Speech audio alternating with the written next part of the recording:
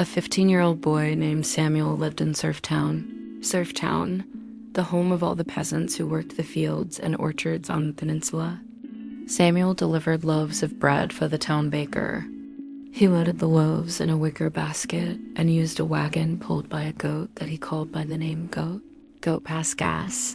I don't know what you feed your curvy-horned friend, but I would change it to something else, the baker said. That day, the baker instructed Samuel to deliver a loaf to the terraces. The terraces were the palaces and villas in the shadow of the high castle. The terraces were the home of the aristocracies who lived the good life. Samuel made his regular deliveries in Surftown and ventured along the road which crossed the barley fields where the surf sweated. Samuel reached the courtyard and saw a big archway which led to the terraces. The courtyard was full of vendors. A bald, fat baker in his tent saw Samuel and yelled, "Who are you? Are you selling bread to my customers?"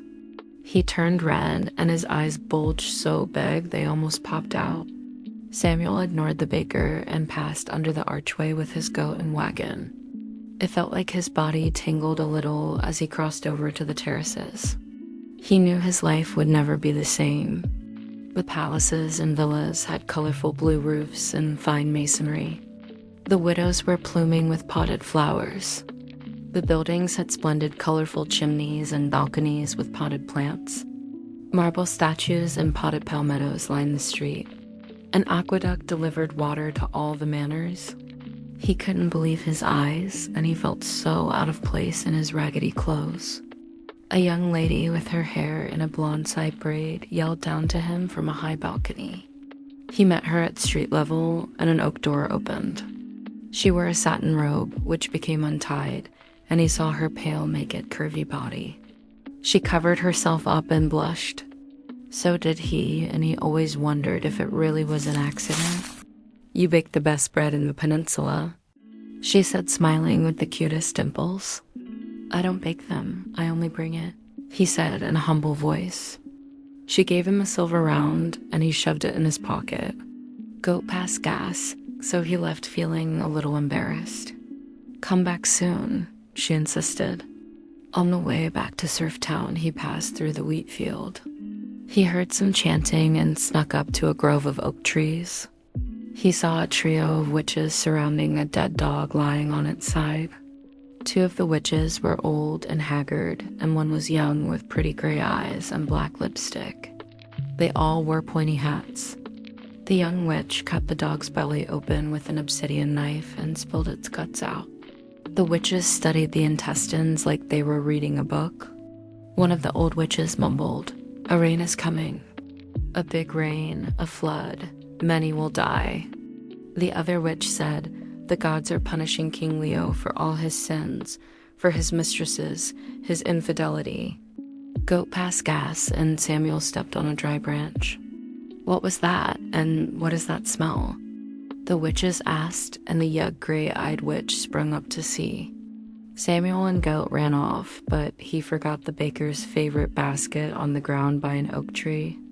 The baker gave Samuel a piece of his mind for losing the basket and took it out of his pay, but he still had the silver coin the young lady in the terraces gave him for a tip. He did not tell anyone about the flood. He kept it to himself. King Leo was a handsome middle-aged man with dark bushy eyebrows, which connected over piercing blue eyes. All his children had the same unibrow, even his daughter Leah. He had 4 children from 3 women. Prince Peter was his oldest. Peter's mother, even though now his ex-wife, still lived in the castle. In fact, had her own tower all to herself, but she was bitter and always plotting ways to get Peter on the throne. Peter didn't even care, though, and spent his time drinking ale, playing his harp, and chasing maidens around.